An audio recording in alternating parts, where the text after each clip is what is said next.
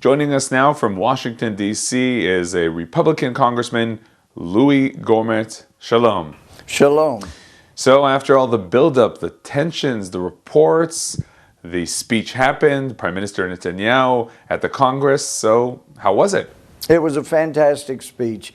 It was the kind of speech that I would have hoped we would have heard from a United States president a number of years ago, who just laid out the commonality of our relationship with Israel, laid out the commonality with our enemies who want to destroy both Israel and the United States, and then made the case for why we cannot allow them to have nuclear weapons. It was a wonderful speech. He delivered it to a body on both sides of the aisle that was well received. And in fact, I noticed, although I may have been leading the charge on some of the standing ovations, when Prime Minister Netanyahu said that there were three things that we should demand of Iran. One of them was that they quit terrorizing or going to war with neighboring countries.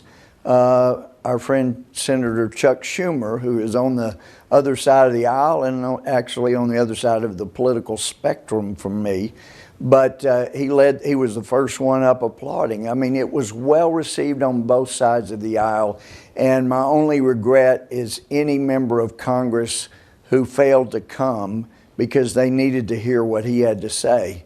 Now, not only did fellow congressmen refrain from attending the speech, also the vice president and the secretary of state, also they weren't there. It was actually worse than that. For the first time that I'm aware of, not only did the vice president and the secretary of state not come to a foreign leader's speech, but the president did not allow any cabinet member, not one of the cabinet members came to the speech. So that would tell us that this is a president who is determined to make a deal no matter how disastrous for mankind, for the United States, for Israel, for the world.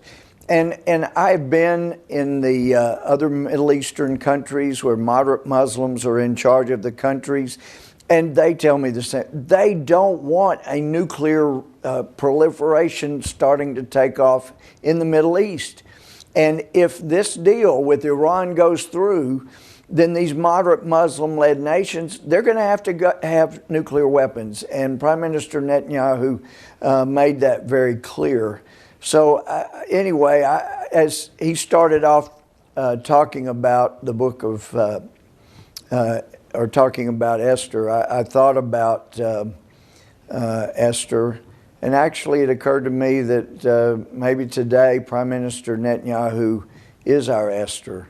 And I don't know how many in Israel are angry with him for coming to America, but America needed to hear what he had to say. Members of Congress needed to hear what he had to say.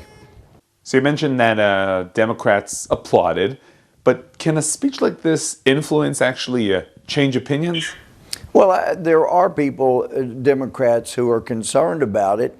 They don't want to be considered a non-team player, and so they're more calculating in what they say publicly. But I've talked with a number of Democrats who have concerns about what Iran is doing. Because, again, as was pointed out in the speech, it is not merely a threat to Israel. It is a threat to the United States and to Western civilization as a whole. So how do you understand the other side? How do you understand the different approach to the Iranian threat? Well, and I've got to say, it's not a partisan issue when it comes to pushing for peace in the Middle East. Whether it's a Republican president or a Democratic president, no matter who the Secretary of State is, it seems most of the time they're thinking the best road to a Nobel Peace Prize is to try to force Israel into a peace with Palestinians. And the problem is, until they're willing to recognize Israel's right to exist, there cannot be any peace. There won't be any peace. As Prime Minister Netanyahu said not so long ago, when if Israel lays down their arms, there'll be no Israel. If the Palestinians lay down their arms, there'll be no war. It'll be peace. So it's pretty sad, though, that both on Republican and Democratic tickets, no matter who's president, they're thinking, gee, Israel's reasonable. We'll force them to capitulate. And as I've personally reminded Prime Minister Netanyahu twice in meetings with him in Israel, in the true capital, I'm talking about the one in Jerusalem, there's never been a time in Israel's history, going back to its very inception, that Israel has given away land trying to buy peace, that land was not used as a staging area from which to attack it. I had somebody just recently say, no, that's not true because we have Sinai. You know, the Sinai was given away. I went, what are you talking about? Morsi weaponized the Sinai like nobody's business. And there are Egyptian soldiers being killed virtually every day trying to eliminate the radical Islamist element in the Sinai. It is being used in every way possible to hurt Israel. So it is a problem. So there were standing ovations, there's coverage, reactions, reports, but practically speaking, can anything be done to change the upcoming deal regarding Iran? Well, that's where Prime Minister Netanyahu came in and was so invaluable. We should have had an American president making those points. We didn't. And any rational Republican or Democrat who is not taking the things he said to heart doesn't have a heart. Because it is critical to understand. If you have a heart for freedom, for caring for women, for children, for the things that we hold dear in Western civilization, then we need to stand with Israel in this time against Iran. And so I'm hoping and praying that many will get the message and realize this is very serious. And let me just say, look, I know that there are many in the administration, including the president, who are saying, well, he's made a political deal about it. Let me make this clear.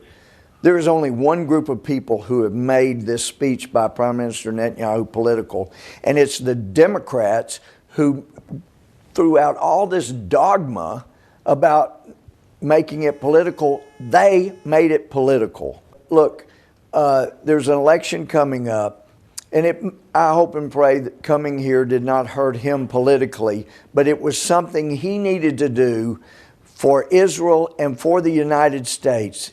This was an effort to help the United States help itself. And let me say, I know there's an election coming up in Israel, and I also know that democracy ensures a people are governed no better than they deserve. And so I know the results of the election in Israel here coming up very shortly will give the Israeli people exactly what they deserve for a leader.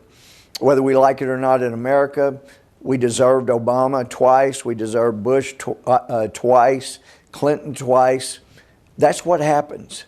But I am hoping and praying that the people of Israel will deserve Netanyahu as a prime minister again, because I just point you to the book of Hosea 8, in our numbering system 8:4, where God was explaining why he was angry with the children of Israel.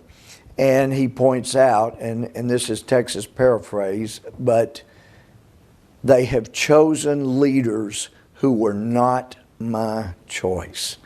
And I'm telling you, people of Israel who believe in the power of prayer need to be praying for wisdom so that they not only get what they deserve, but they end up deserving a good, wise man of discretion and real leadership. And I feel like we just heard one today. Republican Congressman Louie Gohmert, thank you very much for joining us. Thank you so much.